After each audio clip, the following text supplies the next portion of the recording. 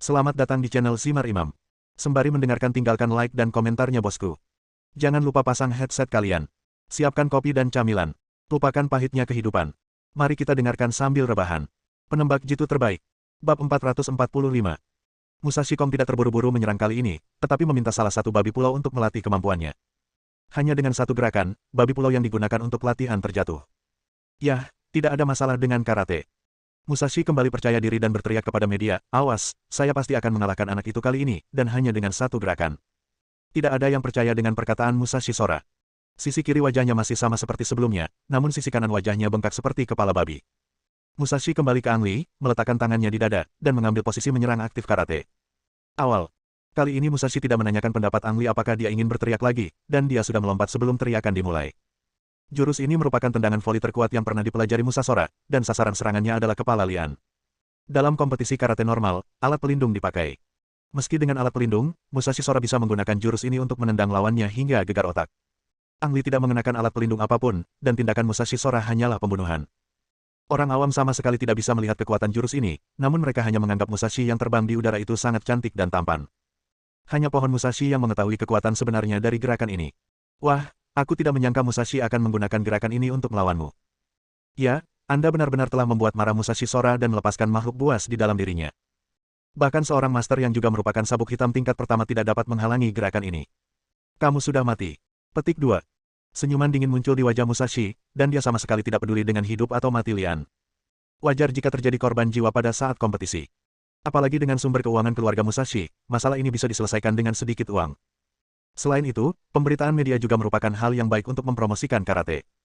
Pukulan instan. Memikirkan hal ini, nafas Musashi menjadi pendek, dan dia bahkan mulai berharap Lian akan ditendang sampai mati di tempat. Hati-hati. Hu Jing berteriak dan ingin segera membantu tetapi ditahan oleh Hu Hu. Dia akan baik-baik saja. Hu Zi berkata dengan sangat tenang. Hu Jing memandang ayahnya dengan heran. Sebagai salah satu protagonis, Sora Musashi sangat percaya diri dengan tindakannya. Ia memiliki niat membunuh terhadap Ang Li dan ingin menggunakan kematian Ang Li untuk menghapus rasa malu cinta sebelumnya. Hah? Musashi Kora sedikit mengernyit. Logikanya, dia seharusnya mencapai target, tapi kenapa dia merasa seperti meleset dari target? Saat ini, Musashi merasakan bayangan menghalangi sinar matahari di atas kepalanya. Ketika dia melihat ke atas, dia menyadari bahwa Lian ada di atasnya. Bagaimana anak ini bisa melompat begitu tinggi? Mustahil, bahkan juara dunia lompat tinggi pun tidak bisa melompat setinggi itu. Percaya atau tidak, Ang Li melompat ke atas kepala Musashi Sora, dan matahari menyinari dirinya seperti dewa yang turun. Dia menepuk ringan tubuh Musashi Sora dengan jari kakinya, dan Musashi Sora melompat ke udara dan jatuh ke tanah dengan bunyi gedebuk. Kemudian Lian menginjak dada Musashi Kong dan menamparnya dengan telapak tangan. Retakan. Kamu mulai sebelum aku mengatakan, mulai. Apakah kamu ingin wajah B? Retakan. Seperti yang saya katakan terakhir kali, karate berevolusi dari Tang Shou Tiongkok. Retakan. Beraninya kamu datang ke sini untuk berkompetisi di sasana dan menantang seni bela diri Tiongkok. Retakan. Tahukah kamu apa namanya? Ini disebut menipu tuan dan menghancurkan leluhur. Retakan. Setiap kali Lian menamparkan wajahnya, dia akan memberi pelajaran, tetapi Musashi tidak memiliki kekuatan untuk melawan dan selalu dipukul di wajahnya. Berdiri di bawah pohon Musashi, sudut mulutnya bergerak-gerak, seolah-olah dia kembali ketika dia dipukuli seminggu yang lalu, dan dia tidak bisa menahan untuk menutupi wajahnya dengan tangannya. Babi dari negara kepulauan lain tidak berani berpindah. Musashi Sora memiliki sabuk hitam tingkat 1 di karate. Bahkan dia tidak bisa menghentikan Lian untuk menamparnya. Mereka hanya menunggu tamparan di wajahnya. Selain itu, tidak ada seorang pun yang ingin terlihat seperti Sora Musashi dengan wajah berkepala babi. Ang Li begitu ketagihan dengan pemukulan tersebut hingga ia berhenti hingga Musashi benar-benar pingsan dan tidak bereaksi sama sekali. Ia berdiri dan melihat ke bawah pohon Musashi dan beberapa babi pulau lainnya. Apakah kamu masih ingin menantang seni bela diri Tiongkok? Wow! Musashi memimpin dan mundur beberapa langkah, sementara babi pulau lainnya bersembunyi jauh. Media telah memfilmkan seluruh proses. Begitu kompetisi selesai, mereka mengepung Lian. Siapa namamu? Maaf, apakah itu teknik menamparkan babi legendaris yang baru saja kamu lakukan? Apakah metode menamparkan babi adalah ciptaanmu sendiri atau itu seni bela diri kuno? Apa standar penerimaan murid di sekolah seni bela dirimu? Menghadapi pertanyaan media, Ang Li menarik janggutnya ke depan untuk menghalanginya. Ini direktur sekolah pencak silat. Jika Anda ingin bertanya, direktur akan memberikan jawaban yang memuaskan. Saya hanya punya satu hal terakhir untuk dikatakan. Jika Anda ingin mempelajari seni bela diri Tiongkok yang autentik, sekolah seni bela diri Jenggot akan mengajari Anda seni bela diri Tiongkok yang paling autentik. Petik 2. Setelah mengatakan itu, Lian berlari ke atas dengan cepat. Halo teman-teman media, kamu bisa bertanya apa saja yang ingin kamu tanyakan, dan aku berjanji akan memberitahumu semua yang kamu tahu. Hu Hu tersenyum begitu keras hingga dia tidak bisa menutup mulutnya. Dia memikirkan berapa banyak orang yang akan datang ke sekolah seni bela diri untuk mendaftar pelajaran setelah siaran media. Adapun kapan Musashi Sora dan babi pulau itu pergi, tidak ada yang peduli. Risiko yang luar biasa. Setelah menutup pintu, Lian diam-diam menghela nafas lega. Untung saja saya menyamar, jika tidak maka akan sulit bagi saya untuk tetap low profil jika saya difoto oleh media. Klik. Pintu yang terkunci dibuka dengan kunci, dan Hu Jing membuka pintu dan masuk. Ketika Lian melihat Hu Jing, dia merasa tertekan. Dia mengangkat tangannya dan berteriak, "Jangan katakan apa-apa. Aku akan memasak sekarang. Aku akan memastikan aku tidak akan melewatkan makanan semua orang." "Li Xiaowan," teriak Hu Jing. "Hei, kamu tidak menyebutku bajingan kali ini." Lian sedikit bingung. Dia berbalik dan melihat wajah Hu Jing memerah dan dia memegang ujung bajunya dengan kedua tangannya, jadi dia bertanya dengan ramah. "Hei, apa kamu sakit? Kalau kamu sakit, sebaiknya segera ke dokter." Hu Jing awalnya ingin berterima kasih kepada Lian karena membantu sekolah seni bela diri menyelesaikan krisis, tapi dia menjadi marah setelah mendengar kata-kata Lian. "Kamu bajingan, kamu satu-satunya yang sakit. Lihatlah wajahmu itu, apakah ada yang salah? Ayo cuci muka dan masak." Setelah mengatakan itu, Hu Jing membanting pintu dan pergi. "Benar saja, kamu sakit, dan tidak serius. Kalau tidak, aku akan bertanya dengan baik hati, kenapa kamu begitu marah?" Lian bergumam, tapi bukannya buru-buru mencuci muka, dia langsung pergi ke dapur untuk memasak. Ang Li menunggu sampai dia yakin semua media telah pergi sebelum mencuci wajahnya. Sangat tampan. Saat makan, Hu Jing tiba-tiba merasakan detak jantungnya setelah melihat wajah bersih Lian. Anak ini sepertinya tidak seburuk itu. Dia memiliki kungfu yang bagus dan terlihat baik. Bab 446. Bagian yang paling membahagiakan setiap hari adalah janggut. Usai makan siang, Huzi duduk di lantai satu dengan anggun menunggu orang datang untuk belajar darinya. Tak disangka, setelah menunggu sepanjang sore, tidak ada pendatang baru yang mengungkapkan keinginannya untuk belajar kungfu. Mungkinkah cara menamparkan babi sudah kehilangan daya tariknya? Mustahil. Saya ada di sana pada saat itu, dan bahkan saya sangat bersemangat untuk mempelajari seni menamparkan babi ketika saya melihatnya. Mungkin media belum sempat memberitakannya. Huzi menghibur dirinya sendiri dan masih sangat bahagia. Langit agak cerah keesokan harinya, dan biar tidak punya waktu untuk sarapan. Sama seperti kemarin sore, Dama sedang duduk di lantai pertama menunggu orang belajar darinya. Hingga tengah hari, tidak ada yang datang. Ini salah. Huzi menyadari ada sesuatu yang tidak beres, dan segera mengirimkan beberapa murid terbaik Zhao Jian untuk mencari tahu berita tersebut. Segera Zhao Jian dan yang lainnya menemukan jawabannya berdasarkan informasi kontak yang ditinggalkan oleh reporter. Tanpa terkecuali, seluruh reporter media yang tampil di sekolah seni bela diri Huzi kemarin mengalami berbagai macam kecelakaan. Ada yang dirampok di jalan, dipukuli dengan kejam dan kemudian peralatan kameranya dirampas. Beberapa di antaranya tertabrak mobil dan kehilangan semua harta bendanya. Singkatnya, setelah berbagai macam kecelakaan, satu kesamaan yang mereka miliki adalah semua materi kompetisi yang mereka ambil hilang. Tanpa foto sekalipun, mengatakan bahwa juara dunia karate itu bahkan tidak bisa menahan tamparan di wajahnya adalah tidak berdasar dan memiliki kredibilitas yang sangat rendah. Selain itu, sebagian besar wartawan masih terbaring di rumah sakit, sehingga tidak ada yang memberitakannya. Siapapun yang memiliki pandangan tajam akan mengetahui sekilas bahwa berbagai kecelakaan itu hanyalah palsu, dan tentu saja Musashi dan kelompoknya yang mengambil tindakan. Namun karena tidak ada bukti, tidak ada cara untuk menuntut mereka.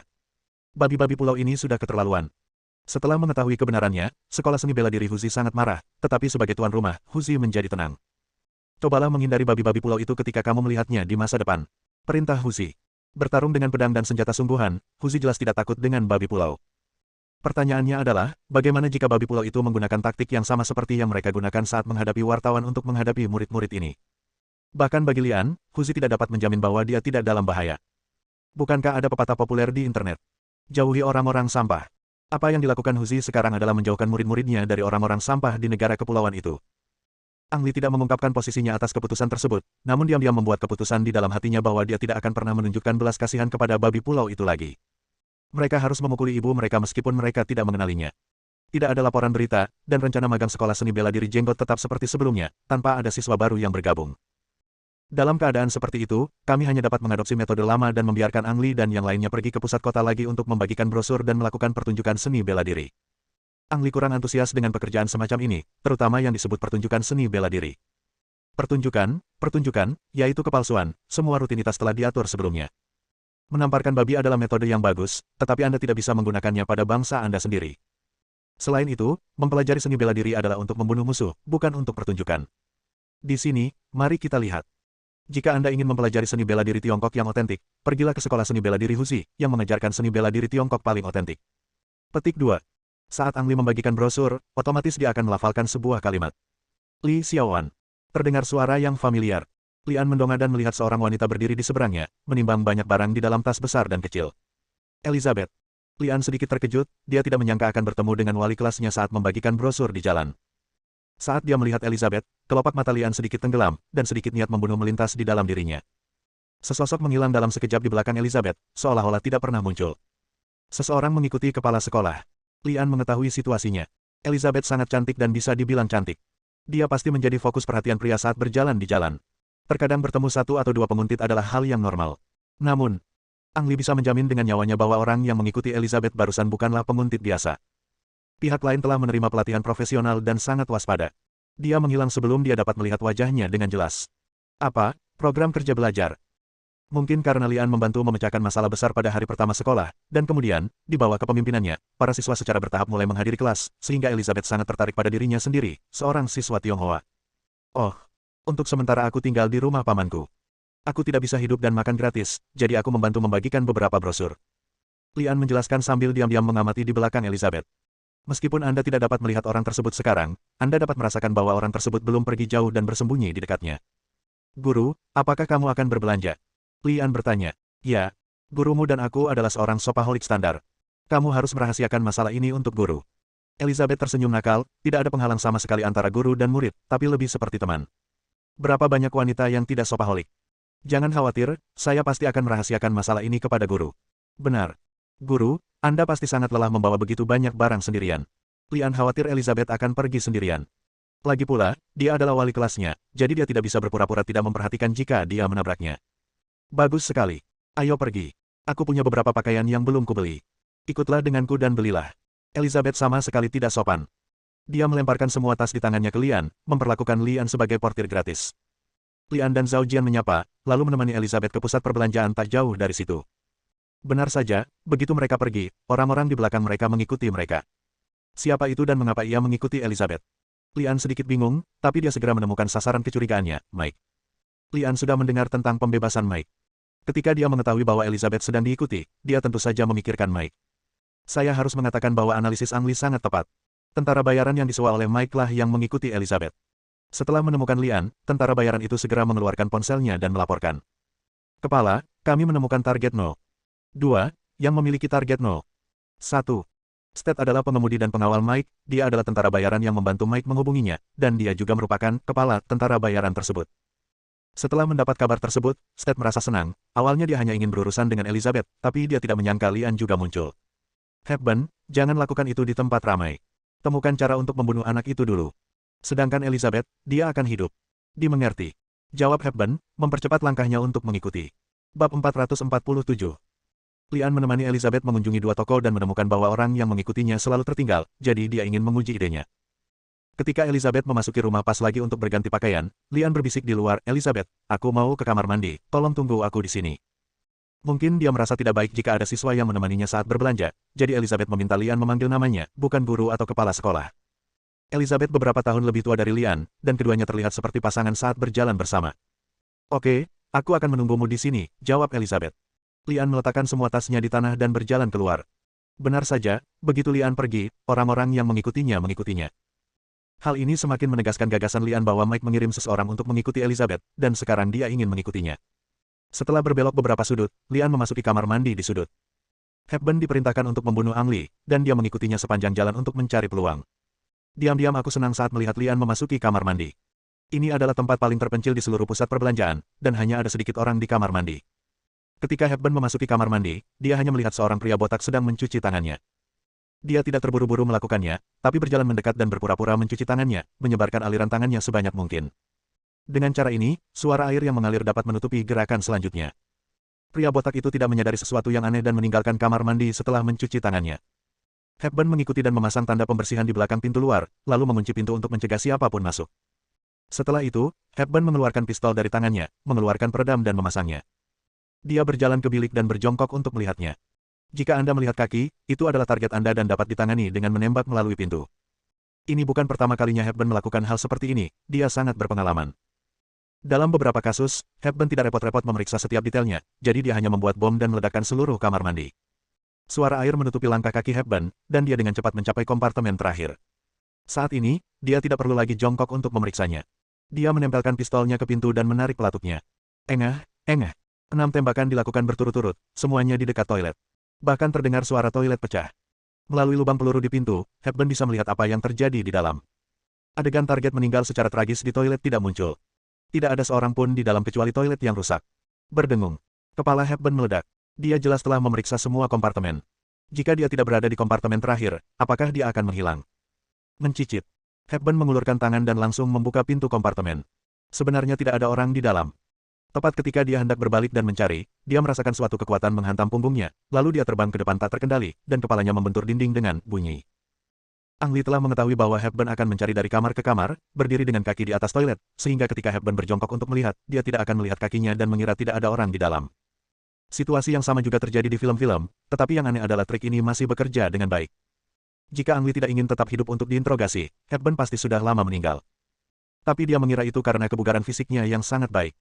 Setelah menghancurkan ubin di dinding dengan kepalanya, dia menahan sakit kepala, berbalik dan ingin menembak Lian. Ah! Hepburn menjerit kesakitan, dan pistol di tangannya diambil. Pada saat yang sama, jari telunjuknya terpelintir dan berubah bentuk. Meski begitu, Hepburn tak menyerah pada ide membunuh Ang Lee. Sebuah belati terlepas dari lengan bajunya dan dipegang di tangan kirinya, dan dia menikam Lian dengan pisau tajam. Orang ini benar-benar tidak akan menyerah sampai dia mencapai Sungai Kuning. Ang Lee meraih pergelangan tangan kiri Hepburn, memutarnya dengan klik dan menusukkan ujung pisau ke bahu kanan lawan. Bahu pisaunya langsung menembus bahu Hepburn dan menjepitnya ke dinding. Segera setelah itu, pistol dengan peredam ditempelkan ke dagu Hepburn. Jika kamu tidak ingin mati, jujur saja. Lian mengancam. Senyuman dingin muncul di wajah Hepburn, dan dia berteriak pergilah ke neraka. Retakan. Terdengar suara lembut. Telinga Lian bergerak-gerak. Tanpa melihat, Anda dapat mengetahui berdasarkan pengalaman bahwa itu adalah suara cincin granat yang ditarik keluar. Orang ini. Lian tidak ragu-ragu sama sekali. Tubuhnya terbang keluar dan meluncur ke sudut kamar mandi. Dia meletakkan kepalanya di tangannya dan meringkuk. Bang! Sebuah ledakan terjadi, menghancurkan separuh toilet. Wow! Alat penyiram api menyemprotkan air akibat ledakan. Ang Lee melihat dari kejauhan bahwa Hepburn tewas dalam bom. Kematiannya sangat tragis. Kamu pasti tahu kalau kamu akan mati jika jatuh ke tanganku, jadi kamu bunuh diri kan? Lian mengerutkan kening, menilai dari konfrontasi sebelumnya bahwa Hepburn telah menerima pelatihan ketat. Mata duitan. Alasan mengapa Ang Lee tidak curiga bahwa dirinya lah pembunuhnya adalah karena Hepburn memberinya perasaan yang berbeda. Pembunuh dan tentara bayaran memiliki banyak kesamaan, tentara bayaran adalah pembunuh. Namun ada juga perbedaan mendasar. Pembunuhnya akan menembak sasarannya sambil memastikan bahwa dia aman dan tidak terdeteksi. Dalam kebanyakan kasus, si pembunuh akan mengintai di tempat di mana target sering muncul, seperti rumah target. Pembunuhnya tidak akan pernah melakukan misi pelacakan kecuali untuk menyelesaikan target dengan lebih baik. Hanya tentara bayaran yang melakukan misi pelacakan dan melakukan pembunuhan jika perintah berubah. Hepburn awalnya bertanggung jawab mengikuti Elizabeth, namun tiba-tiba berbalik dan ingin bunuh diri. Hal ini menunjukkan bahwa dia adalah seorang tentara bayaran dan telah melakukan kontak dengan atasannya. Mike, bajingan itu, ingin membunuhku hanya karena kejadian di sekolah. Lian menunjukkan niat membunuh di matanya. Dia tidak ingin menimbulkan masalah, tapi dia tidak pernah takut menimbulkan masalah. Siapapun yang ingin membunuhnya akan dibunuh tanpa ragu-ragu. Semua pikiran berlalu dalam sekejap, dan waktu Lian tinggal di kamar mandi setelah ledakan sebenarnya hanya beberapa detik. Ledakan itu akan menarik perhatian petugas keamanan mal dan penonton lainnya. Tidak ada cara untuk keluar dari pintu depan, jadi Ang Lee tidak punya pilihan selain melompat keluar jendela. Saat seseorang menerobos masuk, Lian sudah menghilang. Kecuali beberapa tamu yang memiliki kualitas psikologis kuat dan tetap menyaksikan keseruannya, semua tamu lainnya melarikan diri. Ang Lee menemukan Elizabeth di pusat perbelanjaan. Gadis ini tidak berlari untuk menyaksikan kegembiraan atau melarikan diri, tetapi tetap di tempatnya dan menunggunya. Semua fasilitas proteksi kebakaran di pusat perbelanjaan dapat diakses. Setelah ledakan di kamar mandi, untuk mencegah kebakaran, alat penyiram api di seluruh lantai menyemprotkan air, dan Lian, yang basah kuyup, tidak perlu repot menjelaskan. Li Xiaoan, kemana kamu pergi? Elizabeth berteriak panik. Bab 448. Ada apa? Elizabeth bertanya dengan gugup. Guru, sebaiknya kamu memakai pakaian. Lian menunjuk. Elizabeth menunduk dan menyadari bahwa sebagian besar handuk mandi telah terlepas, dan wajahnya langsung memerah. Tutup matamu dan jangan melihat lagi. Sambil memarahi, Elizabeth berbalik dan berlari ke kamarnya. Lian juga mulai bergerak. Sebuah kendaraan komersial diparkir dalam bayangan di seberang rumah Elizabeth. Saat itu gelap gulita. Jika Anda tidak memperhatikannya dengan cermat, akan sulit menemukan mobil bisnis berwarna hitam ini. Hanya ada satu orang di dalam mobil. Dia melipat semua kursi di belakangnya sehingga dia bisa memberikan ruang yang cukup untuk meletakkan senapan sniper yang dilengkapi peredam. Dia berbaring di belakang senapan sniper dan mengamati rumah di seberangnya dengan teropong penglihatan malam di tangannya. Ketiga bersaudara yang datang bersamanya sudah menyelinap masuk. Mereka berempat, seperti Hepburn, semuanya adalah anak buah Statler, dan misi mereka kali ini adalah menculik Elizabeth. Jika kamu kebetulan bertemu Ang Lee, bunuh dia. Jika tidak, temukan Lian melalui Elizabeth. Atas kematian Hepburn, keempatnya sama terkejutnya dengan Stider. Apa yang saya pikir hanya tugas kecil yang bisa diselesaikan dengan menutup mata kini menjadi lebih sulit. Apalagi mampu memaksa Hepburn mati membuktikan bahwa Ang Li jelas bukan murid biasa. Mereka berempat sangat berhati-hati dalam operasi ini. Selain meninggalkan satu penembak jitu di luar sebagai cadangan, 3 orang lainnya menyelinap dari 3 arah pada waktu yang bersamaan. Saat mereka bertiga memasuki rumah yang semula terang benderang menjadi gelap gulita. Elizabeth yang sedang berpakaian terlihat sedikit terkejut, lalu berteriak, "Xiao An, skringnya harus terbakar, maukah kamu menggantinya?" Lian tidak menjawab Elizabeth.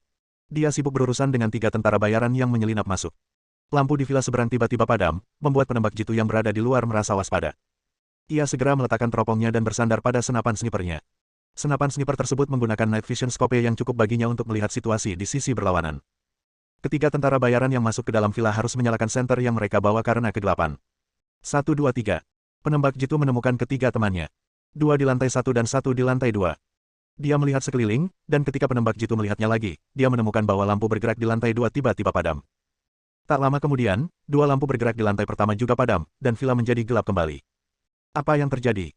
Penembak jitu itu merasa gugup dan segera menggunakan interkom untuk bertanya, apa yang terjadi di dalam? Ulangi, apa yang terjadi di dalam? Tidak ada yang menjawab. Penembak jitu itu lebih yakin ada sesuatu yang tidak beres di dalam, dan ketiga saudara laki-lakinya mungkin sudah mati. Hal ini membuat penembak jitu lebih waspada, menatap villa di seberangnya tanpa berkedip. "Nak, keluarlah. Tidak peduli siapa Anda, saya jamin hanya perlu 1 peluru untuk menghabisi Anda. Keluarlah dengan cepat. Mari kita akhiri permainan ini." Petik 2. Dalam pandangan Stet, keempat anak buahnya semuanya adalah elit yang bertarung, tetapi bagi Ang Li, keempatnya adalah orang lemah. Terutama ketiga orang yang menyelinap ke rumah Elizabeth. Mereka tidak boleh menyalakan senter dalam kegelapan, karena hal itu akan membuat mereka terkena tembakan musuh. Kenapa kamu tidak punya akal sehat? Justru karena musuh menggunakan senter untuk penerangan maka ia dengan mudah dibunuh oleh Ang Li. Setelah membunuh 3 orang berturut-turut, Ang Li berkeliling dari belakang villa ke rumah superstar kungfu tersebut, lalu pergi ke belakang kendaraan niaga di seberang. Klik. Pintu mobil tidak terkunci, dan Lian dengan lembut membuka sedikit pintu. Penembak jitu yang bersembunyi di dalam bereaksi dengan sangat cepat. Begitu dia mendengar pintu berdering, dia secara refleks mengeluarkan pistolnya dan menarik pelapuknya ke arah pintu mobil. Engah kepulan-kepulan. 3 butir peluru menghantam pintu mobil. Pistolnya juga dilengkapi dengan peredam sehingga tidak perlu khawatir terdengar retakan. Ang Li melemparkan granat kilat ke dalam, dan terjadilah ledakan, dan penembak jitu di dalamnya menjadi buta. Engah kepulan-kepulan. Penembak jitu menarik pelatuknya berulang kali, mencoba menghentikan seseorang mendekat. Ang Li bersembunyi di luar mobil, menghitung jumlah peluru dari lawannya. Ketika semua peluru habis, dia terbang masuk dan membuat penembak jitu itu pingsan dengan 1 pukulan. Tidak ada bukti yang membuktikan bahwa kejadian ini ada hubungannya dengan Mike, sehingga Ang Li membutuhkan korban yang masih hidup. Usai mengikat penembak jitu, Ang Li kembali ke rumah Elizabeth dan memindahkan ketiga mayat tersebut ke mobil, membersihkan noda darah di perjalanan. Klik. Lian menyalakan catu daya, dan lampu kembali ke villa. Dia melihat Elizabeth berkeliaran di ruang tamu hanya dengan mengenakan pakaian dalam kecil. Dia tidak menyangka ada 3 orang yang baru saja meninggal di rumahnya, dan dia masih mencari penyebab pemadaman listrik tersebut. "Sekringnya rusak, aku sudah menggantinya untukmu." Lian berkata, matanya menatap Elizabeth. "Ya Tuhan, apakah kamu ingin menggodaku seperti ini?" "Oh, terima kasih kalau begitu." Elizabeth menghela napas lega. Dia sama sekali tidak tahu cara mengganti skringnya. Jika bukan karena Lian, dia mungkin akan menghabiskan malam ini dalam kegelapan. "Ngomong-ngomong, aku baru saja melihat beberapa kecoa lagi," kata Lian tiba-tiba. "Apa?" Elizabeth berteriak dan melemparkan dirinya ke arah Lian. "Aku pergi, bisakah kamu berhenti menggodaku seperti ini?" Lian diserang lagi di bagian dada, dan mimisannya akan muncrat lagi. "Di mana? Di mana? Yang paling aku takuti adalah kecoa." Elizabeth melompat berdiri dan berteriak, tidak menyadari bahwa dia meningkatkan godaannya pada Lian. Ini sudah tidak terkendali.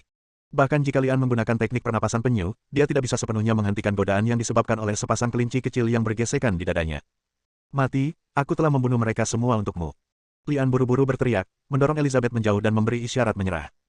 "Guru, jika kamu terus melakukan ini, aku khawatir aku benar-benar tidak bisa mengendalikan diriku sendiri." Elizabeth tertegun sejenak, lalu menyadari masalahnya. Dia sedikit tersipu dan bersandar pada Lian, menggodanya. "Saya gurumu, apakah kamu ingin menjalin hubungan guru-murid dengan saya?" "Sejujurnya, saya belum pernah merasakan bagaimana rasanya menjalin hubungan guru-murid. Kalau dipikir-pikir, saya tidak punya masalah." Petik 2. Sengaja, kan? Bisa dibilang godaan Elizabeth sebelumnya tidak disengaja, namun kali ini ia jelas-jelas sengaja menggoda Ang Li. "Lipas!" Lian berteriak. "Ah, di mana itu?" Elizabeth melingkarkan lengannya di leher Lian, melompat dengan kakinya dan mencubit pinggang Lian, seluruh tubuhnya gemetar. "Batuk. Guru, yang saya maksud adalah rumah Anda mungkin penuh dengan kecoa, dan mungkin ada kecoa lainnya. Jika Anda benar-benar takut, maka tinggallah di tempat lain malam ini." Petik 2. Ujar Ang Li. Faktanya, Lian khawatir tentara bayaran akan masuk malam ini, jadi dia menggunakan kecoa untuk membiarkan Elizabeth pergi sementara. Bersambung,